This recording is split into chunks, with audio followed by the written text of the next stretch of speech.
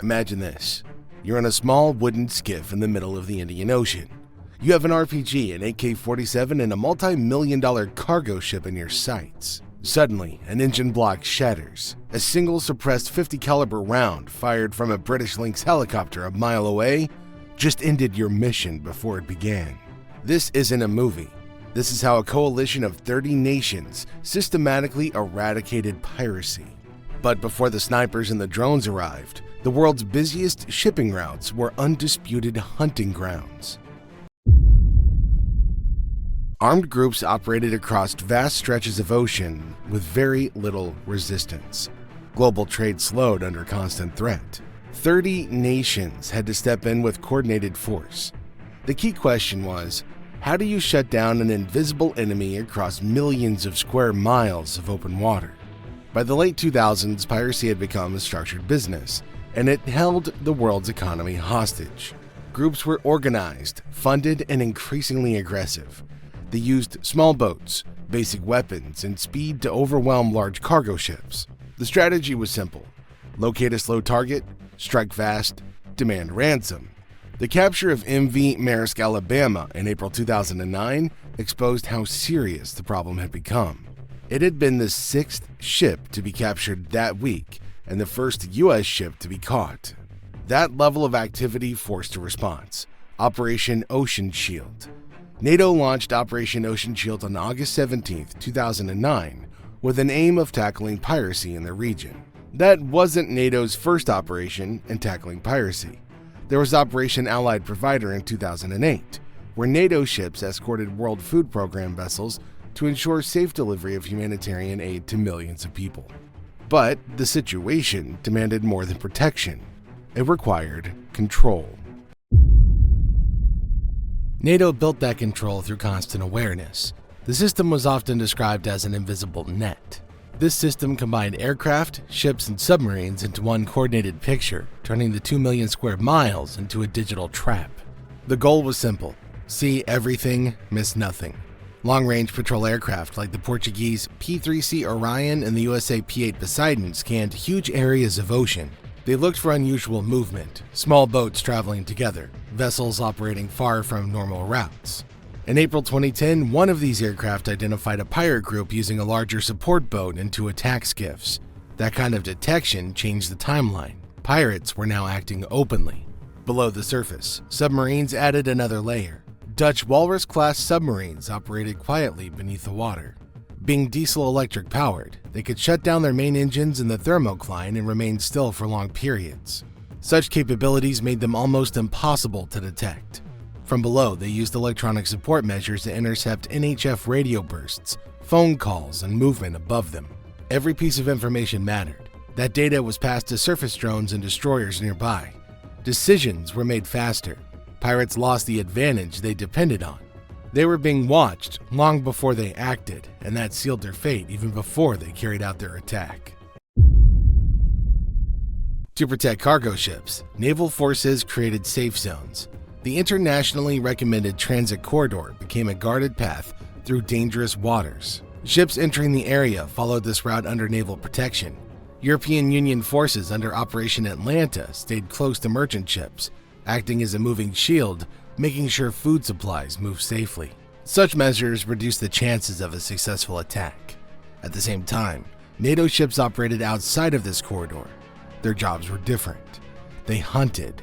The guards either blocked any skiff attempting to attack, or NATO ships struck it down. Warships like the NRP Alvarez Cabral moved through open water, looking for pirate groups before they reached the corridor. When a threat appeared, the response was immediate. Ships moved in to block escape routes. Helicopters were launched within minutes. British Lynx helicopters often carried snipers trained for precision shots. Their target wasn't people, it was the engine. One shot could disable a skiff completely. No movement, no escape.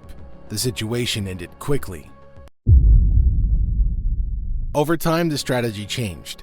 Stopping attacks at sea wasn't enough. Pirate groups could return again and again, so the focus shifted. Instead of waiting, forces began stopping operations before they launched. This meant targeting equipment on land. Helicopters flew along coastlines searching for supplies. Fuel barrels, ladders, engines, these were essential tools for piracy. Once identified, they used small explosives and machine guns to destroy them. Without them, attacks couldn't happen. But the real killing blow wasn't just tactical, it was financial. The ultimate targets became the motherships, massive stolen fishing vessels that acted as floating forward operating bases. They carried the fuel, the skiffs, and the supplies needed to strike deep into the ocean. When naval forces started hunting and sinking these motherships, they weren't just destroying boats, they were bankrupting the warlords back on land.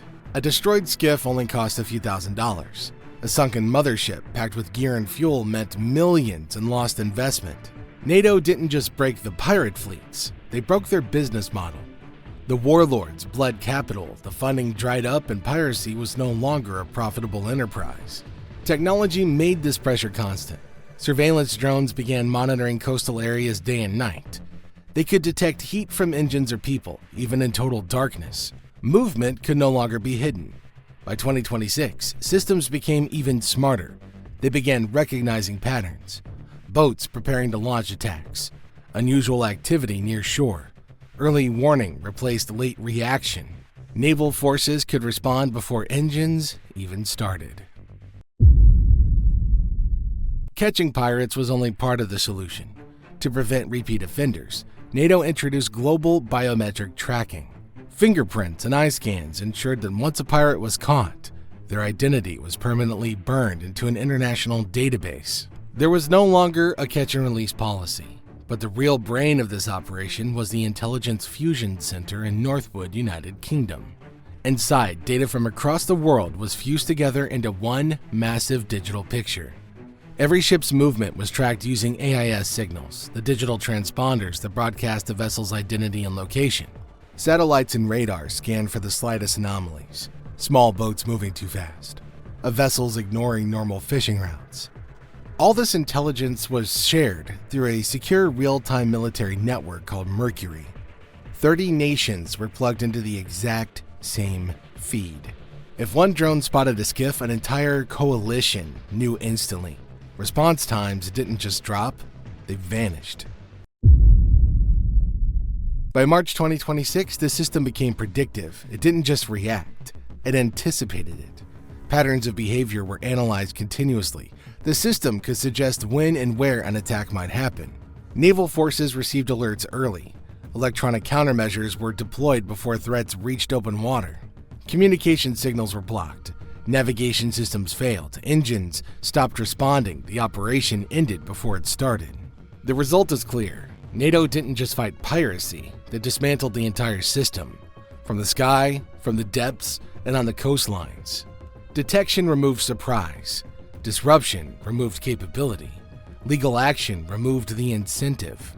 The balance of power will always belong to those who can see, decide, and act faster. The system continues to evolve. New tools are added, new threats are studied, and the structure remains the same. Constant awareness, rapid response, and total coordination. Can any piracy network operate effectively under this level of pressure? Drop your analysis in the comments below. If you want to stay ahead of the curve on global flashpoints and modern naval warfare, hit the like button and make sure to subscribe to the channel. We'll keep you updated on the front lines. Thanks for watching.